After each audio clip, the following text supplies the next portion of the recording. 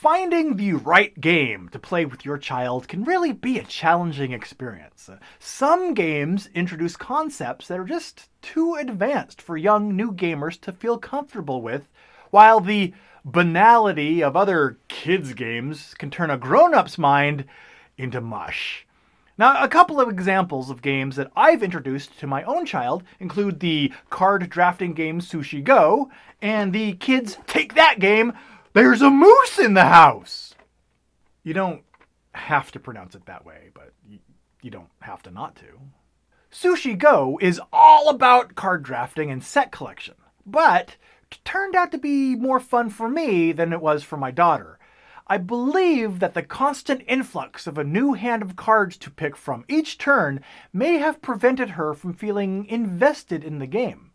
As a result, she's never asked to play it again since her initial introduction to it. Now, conversely, the kiddo really enjoyed There's a Moose in the House, in which players take turn adding rooms to their house and then shutting their doors before their opponents can invade them with moose. My child's gleeful laughter as she snuck moose into my rooms has been the only thing that's allowed me to endure the game, which really doesn't offer much more in terms of gameplay than what I just described. And so that sets the stage for introducing Backyard Builders Treehouse, which I'm hoping will become a happy medium between the two. Let's see how this game compares and contrasts to Sushi Go and There's a Moose in the House.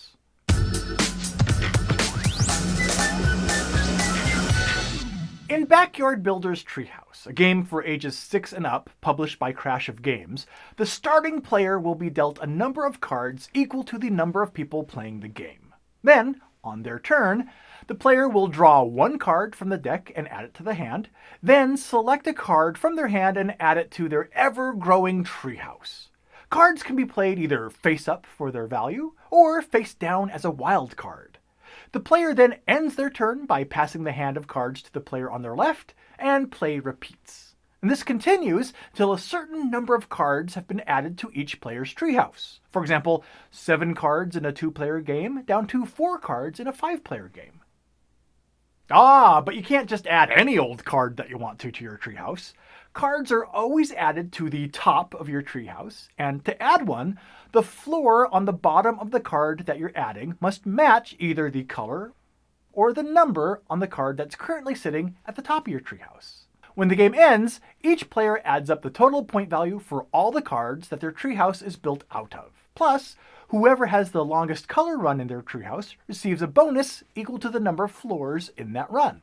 For example, a run of 4 orange floors would be worth 4 bonus points. And if multiple players are tied for the longest color run, then they each receive the bonus. After all points and bonuses have been tallied, the player with the most points wins.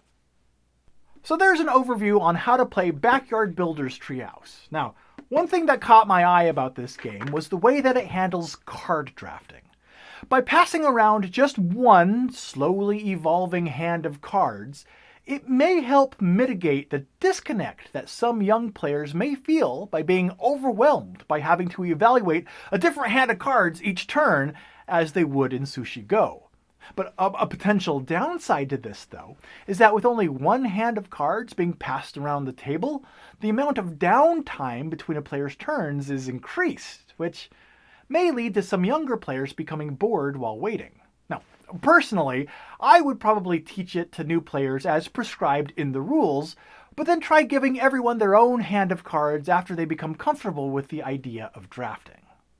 And, as players become comfortable with the game, there's a set of 15 achievement cards that are also included, which introduce shared player objectives, such as ending the game with a 3 as your very last floor, or ending the game with absolutely no color runs at all in your treehouse. Now, all players who accomplish the achievement earn additional bonus points at the end of the game.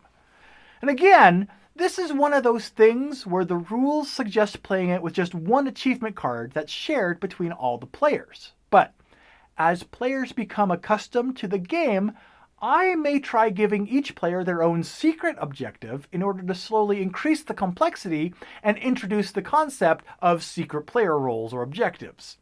All in all, Backyard Builders Treehouse has simpler drafting and scoring rules than Sushi Go, and roughly the same level of player interaction as "there's a moose in the house."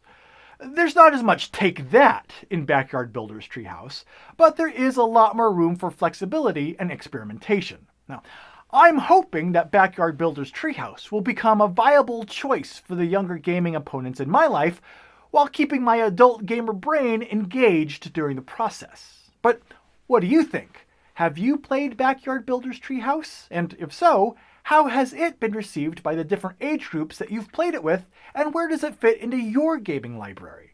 Let me know in the comments below. And for more board game news, reviews, and commentary, be sure to subscribe to both the Pair of Dice Paradise and the Dice Tower YouTube channels. And follow us on Facebook and Twitter for more board game conversations as well. But in the meantime, I've been Chaz Marler from Pair of Dice Paradise. Take care. Thanks so much for watching the Dice Tower videos. Find more great videos and reviews, as well as our top-rated audio podcast at Dicetower.com. You can also find other great shows at Dicetowernetwork.com. I'm Eric Summerer, and you've been watching The Dice Tower. The Dice Tower is sponsored by Cool Stuff Inc., where you can find great games for great prices. Cool stuff in stock. Check them out at CoolStuffInc.com. Oh, what a nice little cute... Ah, that's why we don't let squirrels in the house!